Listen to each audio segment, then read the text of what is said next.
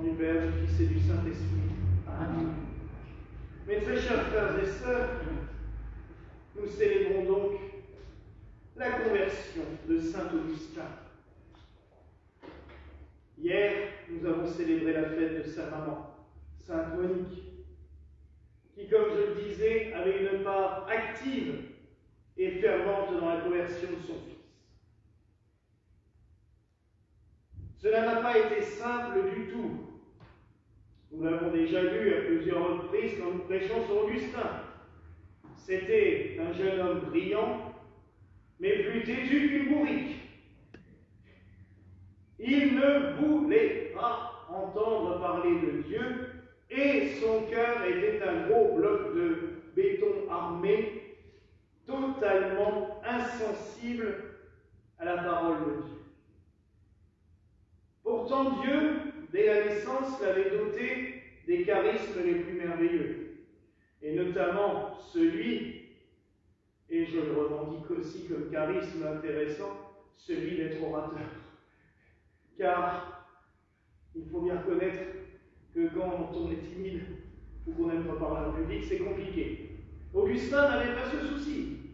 Dès le début, dès sa jeunesse, il a fait ses études d'avocat ou d'orateur public, comme on disait à l'époque, et ça se passe le mieux du monde. Il gagne des procès, il gagne des débats, parce que comme j'ai expliqué hier, on avait une passion à l'époque romaine pour la rhétorique, et on adore débattre pendant des heures et des heures et des heures sur un sujet, sans généralement arriver vraiment à un résultat, puisqu'en fait c'est plus le plaisir des beaux mots, de la belle parole, que de convaincre l'autre de changer d'avis. Je crois qu'à la rigueur, à l'époque, et même au Moyen-Âge, on a à nouveau connu ça, à l'époque d'Abélard et tout ça, la rhétorique, c'est un peu plutôt le plaisir de sortir des belles phrases et de sortir des beaux mots, sans vraiment essayer de convaincre l'autre, parce que sinon, si on le convainc, on ne peut plus débattre, on ne peut pas continuer pendant des heures. Et c'était déjà le cas à l'époque d'Augustin, il faut bien le reconnaître. Il avait ce talent merveilleux. Mais il le met au service de l'Empire romain et du paganisme. À un moment donné, il est tenté de se convertir à des idées chrétiennes. Donc, de bol, c'est des idées chrétiennes hérétiques, le montanisme. Donc, ça ne s'arrange pas. Et sa pauvre mère est en pleurs en permanence, car elle est chrétienne de naissance. Elle n'a pas fait baptiser son fils parce que le père ne voulait pas. Le père a accepté d'être baptisé sur son lit de mort, mais le fils, comme je le disais avant, têtu comme une bourrique, ne veut rien entendre du tout de la parole de Dieu. Il va continuer ainsi pendant fort longtemps.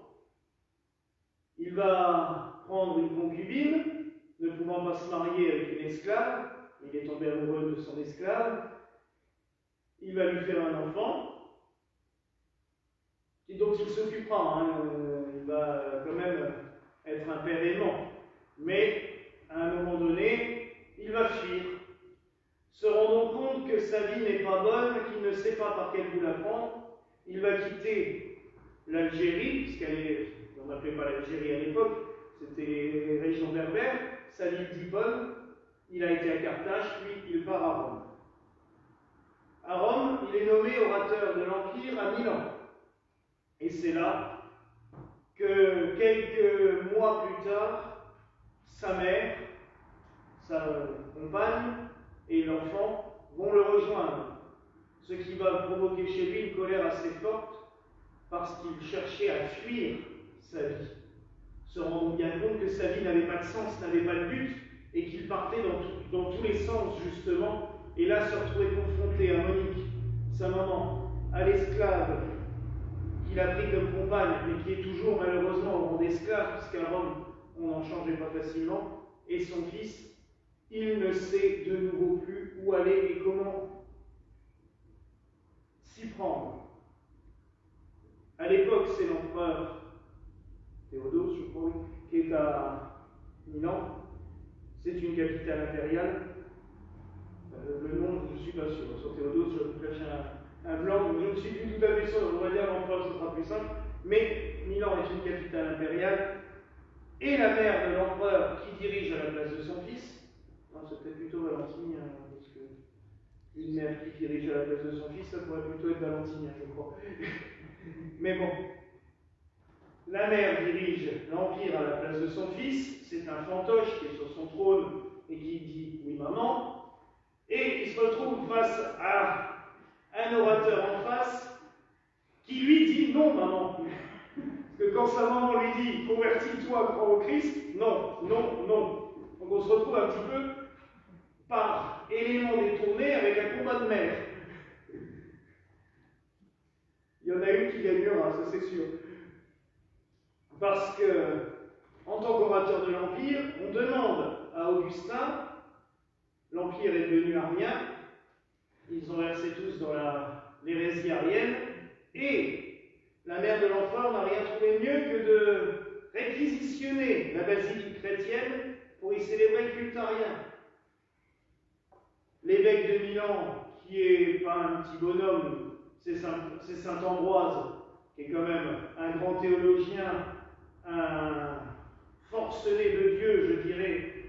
Je vous rappelle quand même qu'il a été élu évêque de Milan avant même d'être baptisé. Il avait tellement la foi rayonnante avant même son baptême que les fidèles de Milan l'ont élu évêque avant même qu'il soit baptisé. C'est vous dire à quel point l'Esprit Saint travaillait en lui et travaillait dans sa communauté. Ambroise s'y oppose. Il va donc voir l'empereur. En face de lui, on lui oppose Augustin, orateur impérial. Et c'est des joutes verbales sur la croyance, sur qui doit-on servir, l'empereur ou Dieu. On en reste un petit peu là. Monique continue à prier. Augustin, lui, continue à être têtu. Jusqu'au jour où il y a un rassemblement devant la basilique chrétienne. Les chrétiens ne veulent pas de la réquisition impériale. Et ils s'opposent donc en faisant un mur vivant devant la basilique. Forcément, vous savez que les empereurs romains n'ont jamais été très agréables et très tendres quand on s'oppose à eux. On leur envoie l'armée. Et c'est un massacre. Augustin voit cela et il commence enfin à se dire qu'il y a peut-être un souci. On va dire, comme quand on essaye de casser un gros bloc de pierre, ça commence à se frontiller. Ça ne va pas tarder, mais ça résiste encore. Et là, on nous conte, Augustin le raconte lui-même dans un de ses livres, qu'un jour, il aurait été au bord de la mer, et il voit un enfant. Et l'enfant a creusé un trou dans le sable, et il prend, avec un petit récipient, de l'eau de la mer pour la verser dans ce trou. Augustin le regarde faire, et à un moment donné, il dit « Mais qu'est-ce que tu fais ?» Et l'enfant dit « Je vais vider la mer dans le trou. » Augustin rigole, il lui dit « Mais c'est impossible, t'as vu cette immensité et ton petit trou ?» Et l'enfant lui dit « Ça sera toujours plus facile de mettre toute la mer dans ce trou que le Seigneur dans ton cœur. » Bon, là Augustin se prend un choc, parce qu'on imagine bien qu'il devait être ce petit enfant. Et là, il commence vraiment à se convertir. Il va donc voir Ambroise pour lui parler. Et Ambroise, là, ayant les oreilles du cœur ouvertes et ayant fermé un petit peu les oreilles physiques, il écoute. Et les paroles d'Ambroise sont fabuleuses pour lui. C'est tout à fait cela. Et il accepte le baptême. Vous imaginez la joie de Sainte Monique, sa maman, elle qui a prié toute sa vie pour que ce jour arrive. Mais on parle de 3 conversions d'Augustin. Parce qu'en effet, Augustin, en bon têtu qu'il est, va être encore et toujours un peu buté. Donc, première conversion, son baptême, il accepte la foi au Christ. Mais Ambroise voit déjà plus loin. Il se dit que ses talents d'orateur, ça serait bien utile pour l'Église naissante. Et il lui dit, tu pourrais devenir prêtre. Non. De nouveau, non, non, non, non. Ça dure, ça dure. Puis il accepte. Deuxième conversion. Il accepte de devenir prêtre. Mais cette conversion va être longue parce que dans la foulée, à peine ordonné prêtre, on lui dit « Ça serait bien que tu retournes à Hippone, ta ville, pour en devenir l'évêque. » J'ai un juste d'être prêtre, je me balance. Et puis, en tant que grand orateur, que grand théologien, il avait gardé cet orgueil. Il aurait préféré être à Rome, près des pontifes, près de tout cela, pour paraître en public, se retrouver évêque d'une cité berbère. Ça l'enthousiasmait pas des masses, hein, c'était pas ça. Puis bon, encore une fois, il se convertit. Il comprend que la volonté du Seigneur l'appelle là-bas, à Hippone, dans cette petite ville, petite bourgade. Il se rend là-bas, il s'occupe merveilleusement de son peuple, parce qu'à l'époque, l'évêque gouvernait vraiment la ville. Quand c'était une ville chrétienne, c'est lui qui gérait tout, hein, les problèmes matériels, les problèmes physiques, tout. Et le Seigneur va le récompenser en lui redonnant son talent oratoire, en s'en servant surtout. Parce que l'Afrique du Nord est envahie par une hérésie catastrophique qui est le donatisme. Alors c'est très alambiqué, on ne croit pas dans la valeur des sacrements, c'est les évêques et les prêtres s'habillent de noir, avec des mitres noires. Et surtout, le gros problème, c'est que les évêques et les prêtres pensent qu'au nom de Dieu, ils ont le droit de tuer tous ceux qui ne sont pas comme eux. Donc, c'est des massacres catastrophiques. On organise un concile des évêques d'Afrique entre les donatistes et ce qu'on appellera plus tard les augustiniens, mais qui étaient tout simplement la foi chrétienne, proprement dite. Et il y a un collège de sénateurs, de juges qui sont là, et on laisse parler les deux camps, et ils jugeront quelle doctrine ils pensent en leur âme et conscience être la plus proche de la vérité. Le représentant des chrétiens, c'est Augustin. Et Augustin va prêcher, va parler avec son cœur, avec son âme, et les juges, à l'unanimité, votent en faveur du christianisme et rejettent le donatisme. Les donatistes n'apprécient pas du tout, je peux vous le dire. D'ailleurs, le juge principal se fera tuer aussi. Mais Augustin va pouvoir faire preuve de nouveau de son talent oratoire. En parallèle, il va se mettre à écrire la cité de Dieu, les confessions, des livres merveilleux, des livres magnifiques, qui ont une pureté, à mes yeux, doctrinale et théologique assez intense. Et il est même dommage que, comme il a été béatifié très tard, du coup, nos frères orientaux ne le reconnaissent pas comme un saint. Ils l'appellent le bienheureux Augustin parce que, comme en 1054, il n'était toujours pas canonisé, pour eux, ça s'est arrêté là. C'est dommage parce qu'il a une doctrine d'une pureté excellente, mais peut-être même trop pure pour certains, puisque à la réforme protestante, les protestants vont se rappeler pour dire que saint Augustin c'est bien, c'est sympa, c'est pur, c'est simple, c'est. On luttait avec les moines de saint Augustin.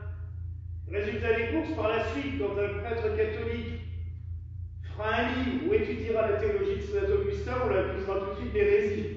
C'est ce qui est arrivé avec nos pauvres jansénistes, et notamment M. de Saint-Cyran qui a écrit l'Augustinus, le livre principal, Jansénius, pardon, qui a écrit le livre sur l'Augustinus. Ben, on va l'accuser d'hérésie parce qu'on a tellement peur de saint Augustin au XVe siècle et au XVIe que ça fait peur à tout le monde, et oulala, loin, loin, surtout très loin. Alors que maintenant il est revenu en grâce. Mais saint Augustin est très pur, il est très simple. Il a des phrases Pourtant, c'est des fois long à lire parce que c'est. Mais il a toujours des phrases pour moi d'une clarté, d'une limpidité fabuleuse. Et notamment sur l'évêque. Lui, dans sa théologie, l'évêque, là où est l'évêque, l'Église est là. Et c'est pour cela qu'à des périodes, on a consacré un évêque, même pour des endroits où il n'y avait pas de diocèse. Allez-y, vous serez là, l'Église sera représentée et grandira autour de l'évêque. Mais pourquoi il a dit cela? Parce que tout simplement, il avait ce sentiment personnel. Il était le pasteur, il était le fer de lance, il était ce berger rassemblant son troupeau. Et il va prendre un soin méticuleux à s'occuper de son troupeau. Et c'est cette troisième conversion qui va amener Augustin à devenir un moine dans la ville. C'est lui qui a créé ce que par la suite on a appelé les chanoines. Parce que lui, il a demandé à ses prêtres d'arrêter de faire tout et n'importe quoi à tout bout de champ. Bon, c'est un peu grâce à lui qu'on a eu le célibat un peu obligatoire à une époque, parce que comme lui, il avait décrété que tous ses prêtres devaient être des moines, après c'est devenu un peu une généralité partout. Mais c'est lui qui a demandé à ses prêtres de vivre autour de lui, dans une habitation commune, et de chanter les heures ensemble. Ce que les chanoines faisaient à l'origine. Maintenant, les chanoines, notamment à Strasbourg, chantent les laudes tous les matins ensemble et font une messe, et après ils ne se voient plus de la journée. Mais à l'origine, les chanoines de cathédrale vivaient autour de la cathédrale, dans l'enclos cathédral, comme on appelait ça, et ils se retrouvaient 7 fois par jour pour chanter, célébrer. En fait, c'était la communauté qui animait la cathédrale. Et c'est saint Augustin qui a écrit cette règle, la règle des chanoines de saint Augustin, qui par la suite a été reprise par plusieurs communautés. Les chanoines réguliers de saint Augustin, comme il y en a à Saint-Maurice en Suisse, dans le Valais, les prémontrés, qui sont des chanoines aussi, et généralement, donc, du coup, leur habit est blanc avec une pèlerine et une ceinture de cuir. Autre ordre augustinien, on l'oublie souvent, les dominicains. Les pères dominicains suivent la règle de saint Augustin. Et la règle de saint Augustin est très simple, hein, c'est quoi, 20 pages à tout casser, c'est vraiment... parce que lui, c'est vivre ensemble, se retrouver ensemble, prier ensemble, et après le reste, c'est être au contact des autres, actif, faire du ministère, être au plus près. Et c'est cette troisième conversion d'Augustin qui fait de lui un moine dans la vie. Donc vous voyez que tout en se convertissant la première fois au christianisme, après des années d'errance, tout n'est pas accompli. En gros, ça veut dire que c'est pas parce qu'on est baptisé qu'on est confirmé que ça y est, c'est fini, qu'on peut aller se coucher et on attend la mort. Hein. Et encore moins quand on devient prêtre ou évêque. Hein. Là, on n'a pas tout gagné. Hein. Loin de là. Augustin est la preuve vivante que, tout en étant baptisé, confirmé, communié, ordonné prêtre, consacré évêque, la conversion elle continue. Et toute notre vie est une conversion. Toute notre vie nous appelle à s'améliorer, à se perfectionner, à changer. Et quand Augustin nous parle de la cité de Dieu, c'est son royaume céleste dont on espère tous la vie, mais c'est chacun de nous qui doit la faire. On est tous des bâtisseurs de la cité de Dieu, en se perfectionnant chacun. Mais c'est un boulot de tous les jours. Je dirais même de chaque minute. Toutes les minutes, on est appelé à se convertir. Toutes les minutes, on est appelé à se perfectionner. Toutes les minutes, à se sanctifier. Dans chaque geste, dans chaque action, dans chaque truc. Et saint Augustin en est la preuve même. Donc en ce jour où nous célébrons cette fête de la conversion de saint Augustin, elle n'est pas célébrée par l'Église universelle, c'est juste les pères Augustins qui la célèbrent et nous. Mais on avait tenu avec le Père Glenn parce que déjà, il y avait la fête de Sainte Moniquière, et la fête de Sainte Monique le 4 mai n'a pas de sens si on supprime la fête de la conversion d'Augustin le 5. Les deux sont unis profondément. D'ailleurs, Glenn m'a dit ce matin, tu aurais dû faire les deux en même temps, comme si c'était plus simple. Mais non, il le disait en rigolant. Mais les deux fêtes sont unies.